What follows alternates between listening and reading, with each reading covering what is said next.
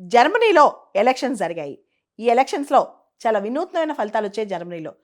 జర్మనీలో centre right parties ఏదైతే Christian Democrats, Christian సోషలిస్టులు ఉన్నారో వాళ్ళ పార్టీ ముందంజలో ఉంది.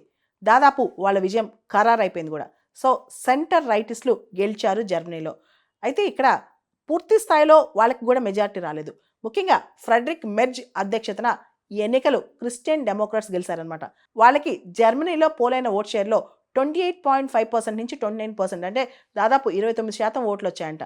CDU, CSU అలయన్స్ ఏదైతే ఉందో కన్జర్వేటివ్స్ వీళ్ళు సెంటర్ రైట్ అనమాట. కాస్త మరి ఎక్స్ట్రీమ్ ఫార్ రైట్ కాదు. సెంటర్ రైట్ వాళ్ళు గవర్నమెంట్ ఫామ్ చేసే అవకాశం కనిపిస్తుంది జర్మనీలో.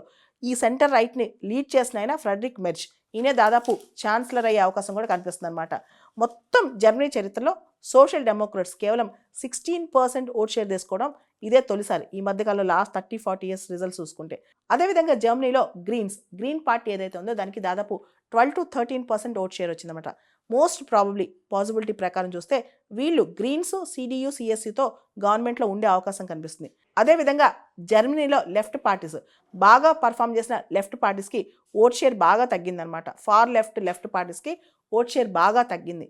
ప్రపంచంలో ఒక ట్రెండ్, ముఖ్యంగా యూరోప్లో ట్రెండ్ చూస్తే కనుక ఇటలీలో, జర్మనీలో ఇలా పెద్ద పెద్ద దేశాలు మనం చూస్తే కన్జర్వేటివ్ రైటిస్ట్ ఐడియాలజీకే పెద్దపీట వేస్తున్నారు అక్కడ ఓటర్లు.